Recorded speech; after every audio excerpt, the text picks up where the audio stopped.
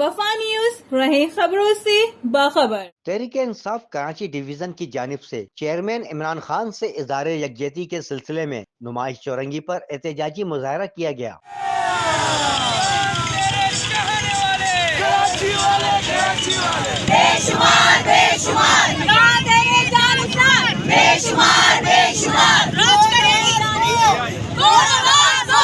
احتجاج میں خواتین کارکنان، عہدیداران اور بچوں سمیت عوام کی بڑی تعداد نے شرکت کی۔ احتجاج کی قیادت کراچی ڈویژن کے صدر بلال غفار، علی زیدی، راجہ اظہر اور دیگر رہنماؤں نے کی۔ پی ٹی آئی رکن سندھ اسمبلی راجہ اظہر نے شرکائے احتجاج سے خطاب کرتے ہوئے کہا کہ پی ٹی آئی میں نڈر اور ایماندار لوگ ہیں۔ بلاول ہاؤس کی دیواریں اس سمندر کو نہیں روک سکیں گی۔ بلاول ہاؤس کی سیکورٹی ان علاقوں کو دے دی تو کرائم ریٹ کم ہو جائے گا۔ رکن سندھ اسمبلی جمال صدیقی نے کہا کہ کارکنان جنرل الیکشن کی تیاریاں کریں اور متحد رہیں۔ عوام نے اس بار بھی عمران خان کو چننا ہے۔ عوام اپنے ووٹ کی طاقت سے ان چوروں کو بھگائے گی۔ پی ٹی آئی رہنما سائمہ ندیم نے کہا کیا ہماری کوئی حق رائے دہی نہیں ہے؟ کیا ہم بے زبان ہو جائیں؟ ارسلان تاج نے خطاب کرتے ہوئے کہا کہ فواد چودھری نے منشی کو منشی کہا بلکہ انہیں چپراسی کہنا چاہیے تھا۔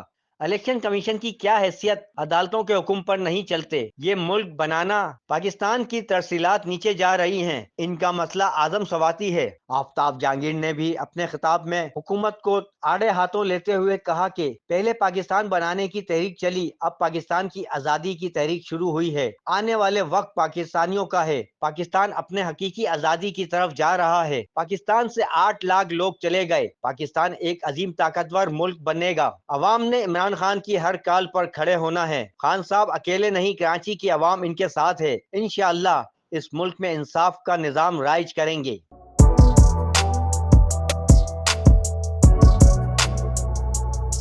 اس پر لائک اور سبسکرائب تو بنتا ہے۔ Thank you.